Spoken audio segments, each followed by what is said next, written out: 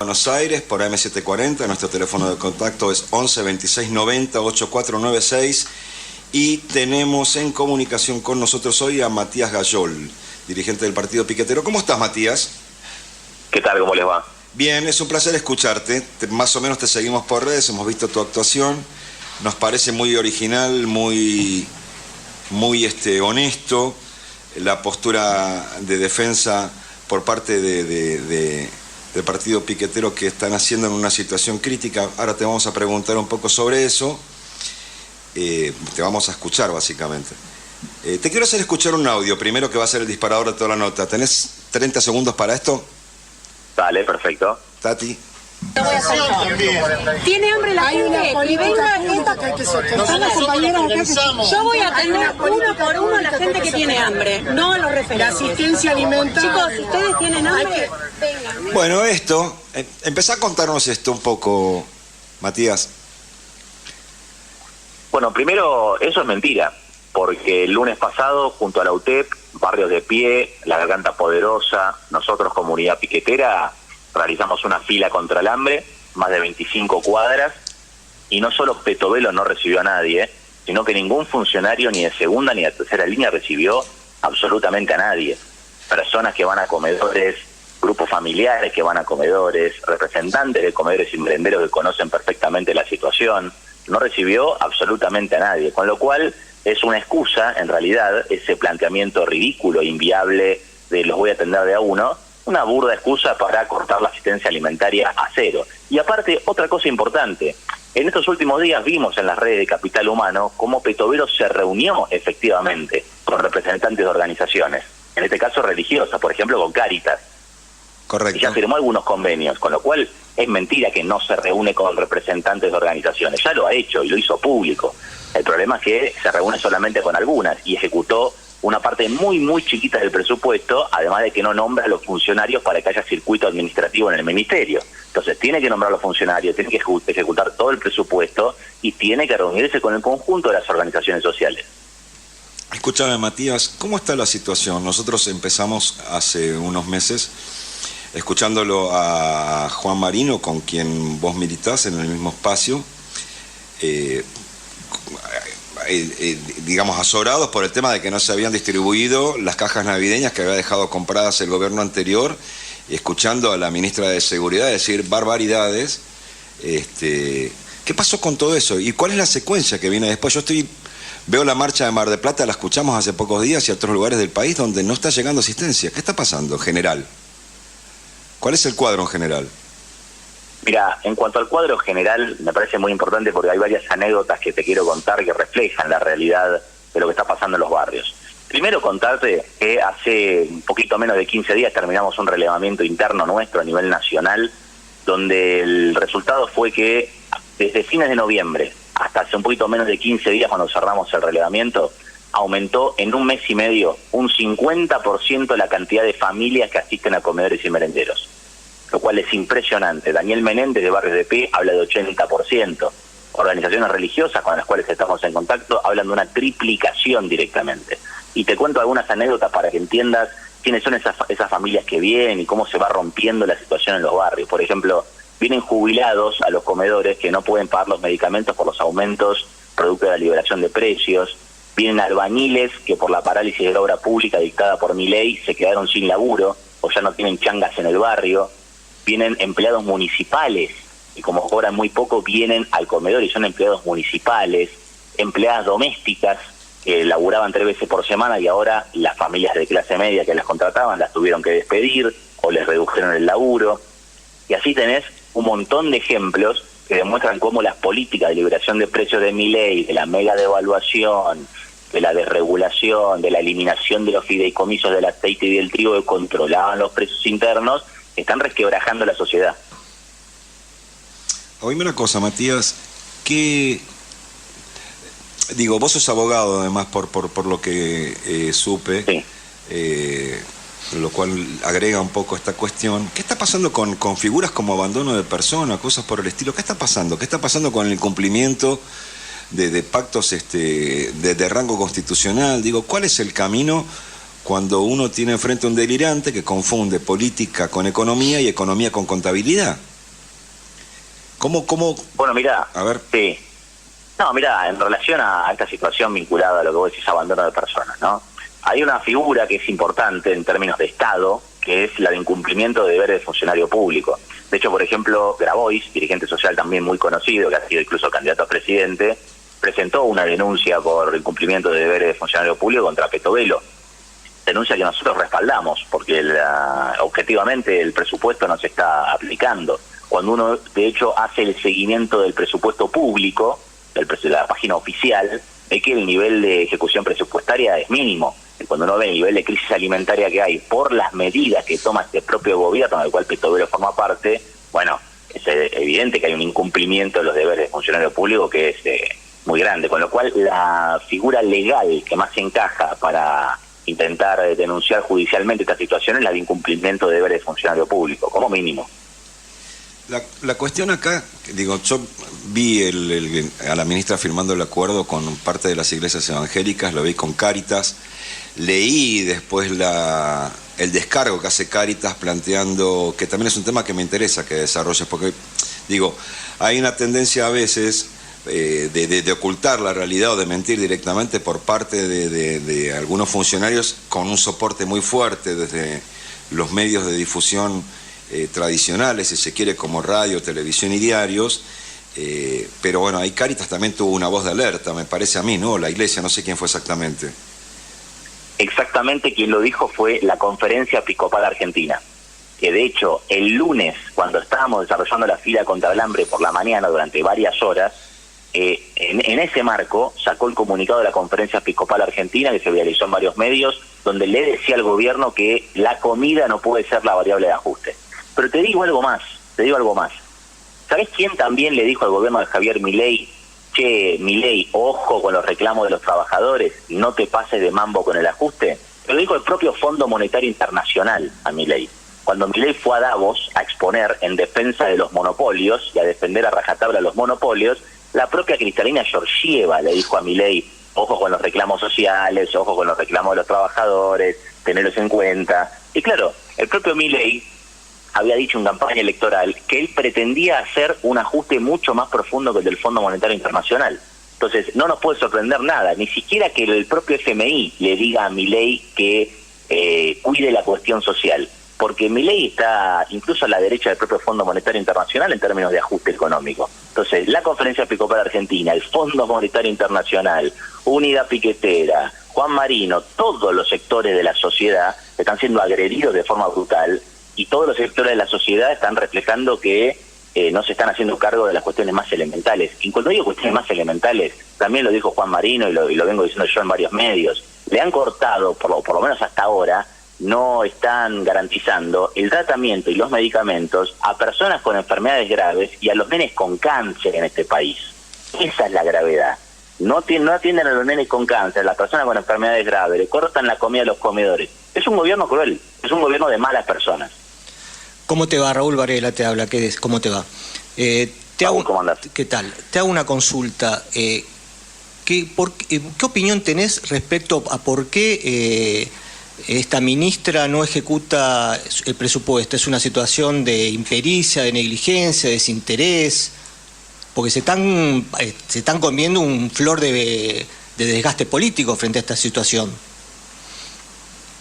Mira, yo creo que hay una combinación de varias cosas. Por un lado, son malas personas, objetivamente, yo realmente lo creo.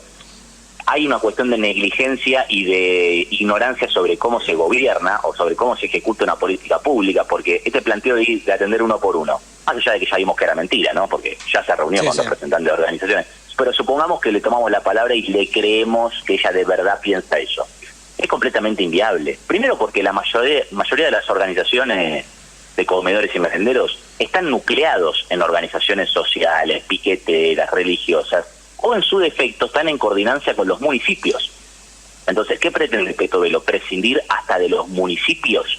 Cuando precisamente el rol de los municipios es ese, el contacto territorial, atiendo uno por uno. ¿Cómo uno por uno? Están todos armados en organizaciones, están organizados, existen los municipios. Hay un nivel de ignorancia sobre cómo se gestiona un país, sobre cómo se garantiza una política pública, que es realmente aberrante. Pero eso, incluso por fuera de eso, hay también una cuestión de alejamiento de la realidad. Recordemos que Milei, cuando estaba en plena campaña electoral a pocos días de las PASO, hay una famosa entrevista que le hace Chiche Heblum en Crónica, donde Chiche le dice, ¿vos sabés cuánto está un kilo de pan? No. Sí, ¿Sabés cuánto está una jubilación mínima? No. ¿Salario mínimo? No. No saben nada. Es gente que está alejada de la realidad, que no conocen nada de lo que pasa. Entonces, hay una mezcla entre alejamiento de la realidad, mesianismo, ignorancia sobre cómo se gobierna y también maldad. Entonces, cuando vos combinás todos esos factores, lo único que creas es un monstruo que gobierna en defensa de los poderosos y de los monopolios, y si el pueblo le pasa algo, le aumentan el bondi 250% de un día para el otro, forma parte de los números macro. Pero si a la gente no le cierra, no le importa. Además de que Milei mintió también, porque él prometió que el bondi no iba a aumentar de forma drástica hasta dentro de mucho tiempo. Lo mismo con la nafta, lo mismo con los alimentos. Con lo cual, además de todo, son mentirosos. Matías, ¿cómo estás? Bruno Tiñaler te habla. Mira, ¿qué pasa cuando vos tenés semejante panorama? Una ministra que se burla y dice que los va a atender uno a uno, y van, creo que fueron 16 cuadras de personas a las que ignoró completamente. ¿Cómo se enfrenta a todo esto? Bueno, mirá, por un lado, creando la más poderosa red solidaria posible entre todas las organizaciones, porque hay un efectivo desgobierno. Yo quiero tomar la palabra de lo que viene diciendo el diputado Juan Marino en los medios de este desgobierno, porque el DNU no es otra cosa que el desgobierno, donde el gobierno se aleja de lo que ocurre en la realidad, permite a los monopolios de alimentos y a los monopolios capitalistas poner los precios que quieran, y que sea lo que Dios quiera, y ellos se alejan. Entonces hay una situación de desgobierno en donde se abandona a la gente, y tenemos que hacer lo que podamos, y en relación a lo que viene pasando en los barrios, cómo se la rebusca la gente, ¿no? Me parece importante contar esto, qué nos cuentan los compañeros de cómo se la rebuscan los vecinos. Bueno, varios vecinos y familias que están yendo a diferentes comedores, van a multiplicidad de comedores, y que incluso si hay un comedor que les queda muy lejos, caminan todas esas cuadras para ir a ese comedor, y después van a otro y a otro, para así lograr llenarle el plato de comida. O por ejemplo, en varios barrios, me acuerdo de Merlo, que de hecho viene desarrollando toda una política de crisis frente a la situación, y pasa en varios distritos, que muchos vecinos de repente van a las plazas del barrio y realizan ferias o trueques, como en la vieja época. Entonces son diferentes las situaciones, y sobre todo el ejemplo más evidente y el que más escuchamos es que familias que comen una sola vez por día, hacen una sola gran comida por día, fuerte, potente, y después están todo el resto del día a mate con pan o té con pan. Esa es la principal anécdota que venimos escuchando, la principal, de reducir la cantidad de comidas y después llenarte la panza con lo que puedas y llenarle la panza a los pibes como puedan. Esto es lo que estamos pasando. El nivel de aceleración de crisis es muy profundo. Veíamos los cuadros que salieron hace poco, ahora a fines de enero, de cómo se degradó el poder adquisitivo. Y uno veía, ¿no?, como en los 90 bajaba, subía, y con De la Rúa Duhalde bajó con todo. Después Néstor Cristina sube, Macri baja mucho, Alberto sube, baja, y con Milei en menos de 2 meses bajó como nunca antes, en una espiral brutal, y esto fue en 2 meses. La pérdida de poder adquisitivo de más del 20% en menos de 2 meses es una catástrofe social total. Ya directamente califica, ni siquiera como ajuste de shock, es directamente un genocidio económico. Esto es genocidio económico, ni siquiera es ajuste de shock. Y no están cumpliendo con la promesa, como hablábamos recién, de atender a los caídos en el marco del capital humano. Es muy grave la situación, y esto recién arranca, porque se vienen los tarifazos de gas, de luz, de transporte todos los meses, que recién arranca. Están preparando un genocidio económico. Matías, yo soy un viejo militante político. Creo que es una situación de impericia, creo que es una situación exprofeso, y creo que es una situación límite. Y cuando planteo la palabra límite no lo hago con un ánimo de satisfacción frente al fracaso o lo que fuera, sino que lo hago con profunda tristeza y con profunda responsabilidad. Una situación límite en la Argentina orilla el riesgo de violencia social, donde ya el gobierno ha tomado mucho más aceleradamente resoluciones y decisiones para ver cómo reprime o cómo contiene la gobernabilidad de este presidente, que cómo resuelve el tema de la penuria a la que someten a millones de personas. ¿Qué ven ustedes? ¿Que tienen el oído cerca de lo que pasa, que tienen esa militancia íntegra en esos sectores? ¿Qué ven? ¿Qué perciben? ¿Qué pueden aventurar? Mirá, lo que te puedo decir es que lo que se ve en los barrios populares es mucha angustia y mucha tristeza. Mucha angustia y mucha tristeza.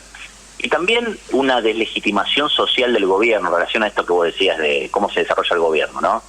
Una deslegitimación social al gobierno que crece de forma muy acelerada. De hecho, han salido varias encuestas a nivel nacional que reflejan que Milei perdió entre 7 y 9 puntos de popularidad y en ascenso.